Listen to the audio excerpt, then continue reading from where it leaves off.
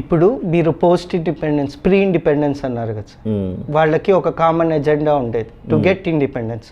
So ఈ news channels అందరికీ ఒక కామన్ ఎజెండా ఉండేది టు షో హౌ బ్రిటిష్ వాళ్ళు మనల్ని ఎంత దిగజారే పరిస్థితుల్లో చేస్తున్నారో చూపించడానికి పెట్టారు. So they have common agenda.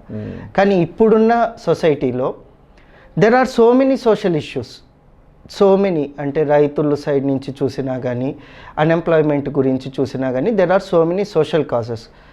Me point of లో ఇప్పుడున్న న్యూస్ ఛానల్స్లో ఎన్ని న్యూస్ ఛానల్స్ అట్లాంటి సోషల్ కాజెస్ కోసం చేస్తున్నాయి? సోషల్ కాజ్ కోసం చేస్తే ఎంతమంది ప్రేక్షకులు చూస్తారు? అంటే దాని వెనకాల ఒక వర్క్ ఎథిక్స్ అనేది ఉండాలి కదా సార్. వర్క్ ఎథిక్స్ ఎట్లా వస్తాయి? జనం చూస్తే వస్తాయి. ఉదాహరణకు ఆ రోజుల్లో మీకు మీడియా అంటే బాధ్యత. అవును. స్వతంత్రానికి పూర్వం స్వతంత్రం రావటమే ఒక ఎజెండా. ఆ రోజు మనం పడుతున్న బాధలు కష్టాలు అందరికీ అదొక్కటే ఉండేది. ఇవాళ అంతా మారిపోయింది. ఇంతకుముందు మీరు 1980లో సినిమాలు చూడండి, నిరుద్యోగం మీద సినిమాలు వచ్చేవి. అవును. సాపాటు ఎటు లేదని అది చూసినా, నవభారతం చూసినా, ఏం చూసినా మీకు ఉద్యోగం లేక బాధపడే పాత్రలు హీరోలు చేసేవాళ్ళు. ఇవాళ అలా ఉందా? ఉపాధి ఈజీగా వస్తుంది ఇవాళ.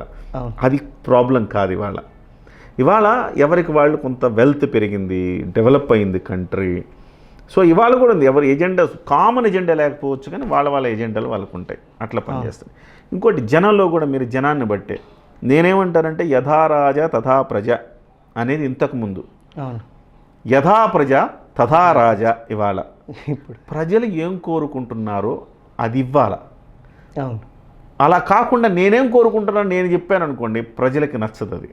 ఉదాహరణకు చెప్తా, నేను ఈటీవీలో పనిచేసేవాడిని. ఈటీవీలో పనిచేస్తున్నప్పుడు రామోజీరావు గారు కాస్తో కోస్తో ఇప్పటికి కూడా నిబద్ధత కలిగిన ఛానల్ అంటే మనం ఈటీవీ అని చెప్పాలి. నేను ఈటీవీలో పనిచేసేటప్పుడు టీవీ నేను కూడా మాకు అపోనెంట్కి ఉండేది. టీవీ నేను వాడు ఏం చేసేవాడు, చాలా అంటే ఒక రకంగా చెప్పాలంటే ఎథిక్స్ లేకుండా టీవీ నేను వాడు పనిచేసేవాడు. దాంతో జనం ఎక్కువ చూసేవాడు వాడిని. నేను ఈటీవీలో చాలా గొడవ పడేవాడిని, మనం ఈ కూడా చూపించాలంటే రామోజీరావు గారు ఆయన మొదటి ప్రేక్షకుడు ఆయనే. ఓకే, సమాజం ఇలాగే ఉండాలి, ఇది ఇలా ఉండాలి, అలా ఉండాలని ఆయన అలా చూపించేవాడు. జనానికి ఎవరికి నచ్చేది కాదు. జనం ఎంతసేపటికి ఏదో కొత్తదనం వైపు పరుగులు పెట్టేవాళ్ళు. సో ఇవాళ ఆ సిచ్యువేషన్కి మారిపోయింది. చివరికి ఎట్లాంటి సిచ్యువేషన్ ఇవాళ ఉందో మీరు చూస్తున్నారా? ఒక గొప్ప పద్మవిభూషణు, పద్మశ్రీను, లేకపోతే మొన్న అవార్డ్స్ వచ్చినాయి కదా, ఆయన ఇంటర్వ్యూ చేయండి మీరు. పాపం మొన్న పద్మవిభూషణ్ వస్తే చిరంజీవితో పాటు చాలామంది వచ్చారు. ఆయన జీవితం మొత్తం పుస్తకాల సేకరణకు సరిపోయింది ఒక వ్యక్తికి. ఆయన పద్మవిభూషణ్ వచ్చింది. ఓకే. ఇంకొక ఆయన సంగీత వాద్య పరికరం, ఆయన మొత్తం అదే ఆయన జీవితం. వాళ్ళని ఇంటర్వ్యూ చేయండి, జనం చూస్తారా? కానీ కుర్చీ తాతని ఇంటర్వ్యూ చేయండి, జనం చూస్తారా లేదా? కుమారి ఆంటీ, కుర్చీ తాత, వాడెవడో అక్కడ మెంటల్గాడు ఒకడు డైరెక్టర్ అంటే వాడు కూర్చొని ఒక చెత్తలో కూర్చొని వాడు ఉంటాడు. వాడు మీ సిగరెట్ దాక్కుంటూ వాడు అందరి గురించి, ప్రధానమంత్రి గురించి, ముఖ్యమంత్రి గురించి వాడి దగ్గరికి వెళ్ళి పడిగాపులు క్యూ లైన్లో వెళ్ళి యూట్యూబ్ ఛానల్స్ వాళ్ళని ఇంటర్వ్యూ చేస్తున్నాయి. ఎందుకు? జనం చూస్తున్నారు. అంటే మీరు ఇప్పుడు కుర్జీ తాత ఎగ్జాంపులే చెప్తే, మీరు చెప్పే పాయింట్ ఎంత స్ట్రాంగ్ అంటే, అతను ఏదో తాగేసి ఒక స్టేట్మెంట్ ఇస్తే, ఒక టాప్ మ్యూజిక్ డైరెక్టర్ తమన్ గారు ఒక top music director, Trivikram garu ఒక top director, movie director, Mahesh Babu again top hero అనమాట. మీరు కామన్ పీపుల్ని వదిలేయండి, ఇంత లెవెల్లో ఉండే వాళ్ళకి ఒక సామాజికం పట్ల బాధ్యత లేకుండా అది పెట్టారనమాట. అది పెట్టిన తర్వాత సగం మంది చూసినా, ఒక 2 crore పీపుల్ చూసినా, దాంట్లో 1 crore అన్నా వెనక్కి వెళ్ళి చూడరా? వాళ్ళు ఆ బూత్ పదాన్ని వరకు బీప్ వేసినా ఆ 1 crore మెంబర్స్కి అది వెళ్తుంది కదా. సో ఇట్ ఈజ్ జర్నలిజం కానీ, నాట్ ఓన్లీ జర్నలిజం సార్, ఏ ఫీల్డ్స్ అన్నా కానీ it has deteriorated a lot nowadays. And coming, నేను అంటాను మిమ్మల్ని, మీరు జర్నలిస్టులను ఈ సంస్థలను మీరు అనద్దు. అవును, ఎందుకంటే ప్రజలు అట్లా ఉన్నప్పుడు మేము ఇప్పుడు శుద్ధులు చెప్పామనుకోండి, అవును, ప్రజలు అట్లా. మీరు స్వర్ణకమలం సినిమా చూసారా? అవును, చూసాను.